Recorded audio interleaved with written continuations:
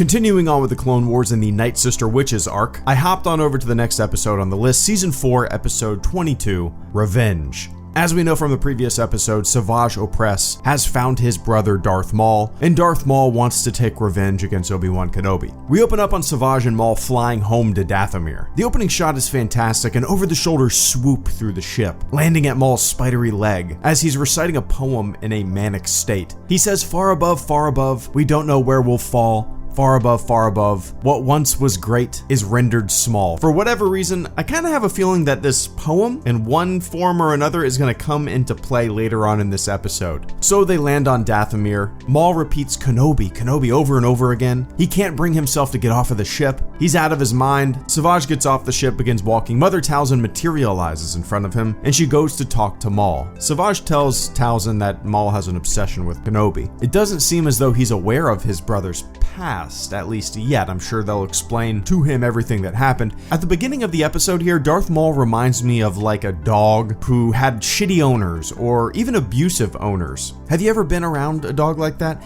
It's heartbreaking. Obviously, I'm not saying I'm heartbroken for Darth Maul here. I'm saying that their actions, the way the dogs will act, or a dog in that situation will act, is very similar. Cowering in the corner, shaking, whimpering, scared of the world.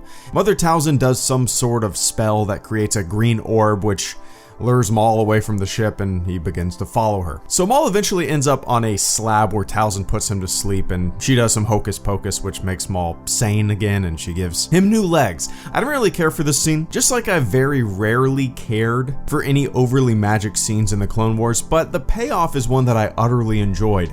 Maul's sanity has returned. He's made whole again. I will miss Crazy Maul though. He was a lot of fun to watch. I don't think I'll miss those spider legs. Those were a little goofy. Maul tells his brother that his hatred kept his spirit intact even though his body was not. The entire monologue from Maul is fantastic. For one, Maul is perfectly voiced. This might be my favorite voice acting in the show so far. And after I wrote that last sentence that you just heard me speak, I looked up who the voice actor was, and guys, I'm gonna be honest here, I had no idea that Sam Witwer was the voice of Darth Maul in the Clone Wars. No clue. That information is completely new to me. I knew of The Force Unleashed, I knew of Battlefront 2, but I was ignorant to pretty much everything else. Crazy, right? I know. So the episode continues, and oh man, evil shit. Savage and Maul land on a planet. A bunch of kids run to greet the ship because they're told by an adult that this is a supply ship. So they're all excited, they're getting pumped up, supplies.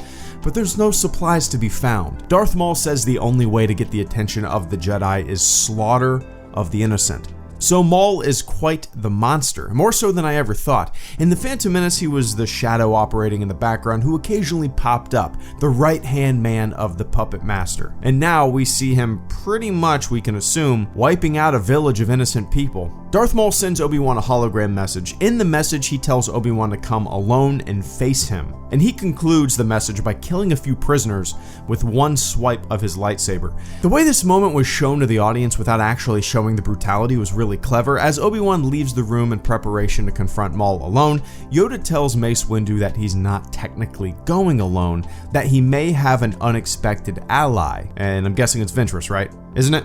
It has to be Ventress, right? So we cut to some bounty hunters swiping through some posted bounties in a cantina, and they come across Savage Opress's posted bounty. It's 1 million credits, and they're like, who is this Savage Opress guy? And then we hear a voice from off-screen say, don't even consider it, boys.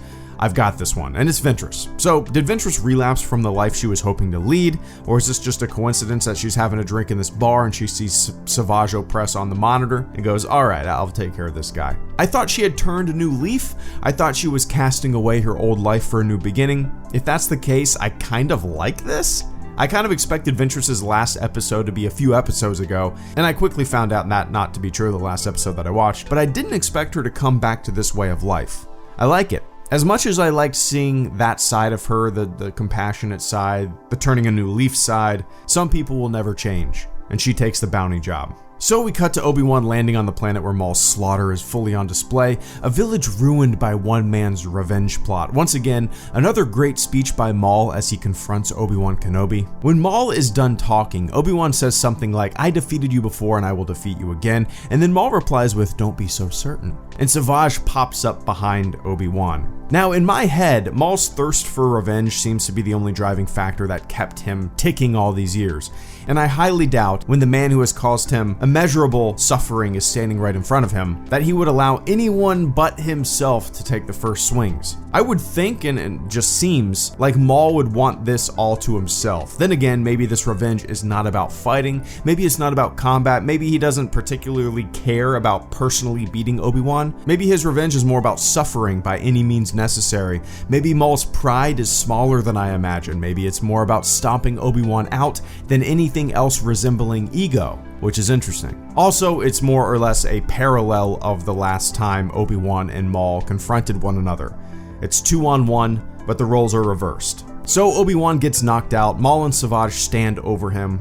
As this happens, Ventress pops out of hyperspace and heads to the planet that Savage is at. Cut to Obi-Wan being thrown around, beaten. Obi-Wan tells Maul that when he cut him in half, he should have aimed for his neck instead. I liked that line. As this is happening, Savage lifts off their ship with Obi-Wan on board. As the ship takes off, Ventress leaps on, so now all four of the characters are on the same craft. When Ventress confronts Savage and Maul, they end up doing a very dumb bad guy thing that a lot of dumb bad guys do in movies and shows.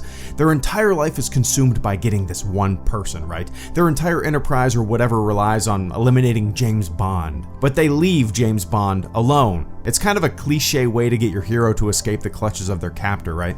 You will pay for what you've done just as soon as I step out of the room for a few minutes and take care of a few little pieces of business and give you ample time to pick the lock. That kind of stuff is always goofy to me. That being said, I love the interaction between Obi-Wan and Ventress. As he wakes up groggy, these prior enemies realize that while they may still be enemies, in this situation they kind of have to work together. It was a fun interaction, a little sass, both being smartasses towards one another. So in the end, Ventress and Obi-Wan begin to fight Maul and Savage. A whole bunch of red lightsabers swinging. There's a moment that I expected to parallel the Phantom Menace, where Obi-Wan is above Maul and Maul is well below Obi-Wan. Anyway, I absolutely love this lightsaber fight, and I absolutely loved the ending of this episode. The fight itself was well shot, grounded, balanced. It felt relatively realistic and fluid, nothing too crazy or over the top. Very reminiscent of the fighting styles that we saw at the end of The Phantom Menace. I loved when Maul conversed with Obi-Wan as their lightsaber clashed, and what was really great was how the episode ended.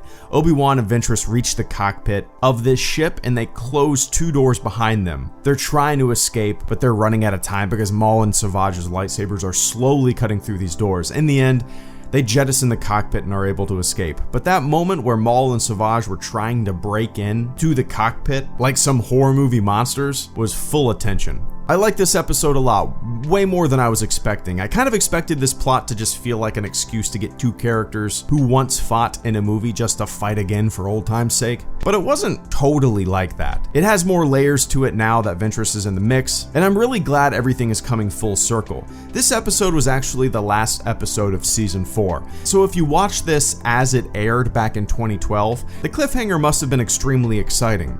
That's what I think is missing when we binge shows like this nowadays. In the past, the end of this season would have actually kind of mattered in terms of tension, in terms of anticipation.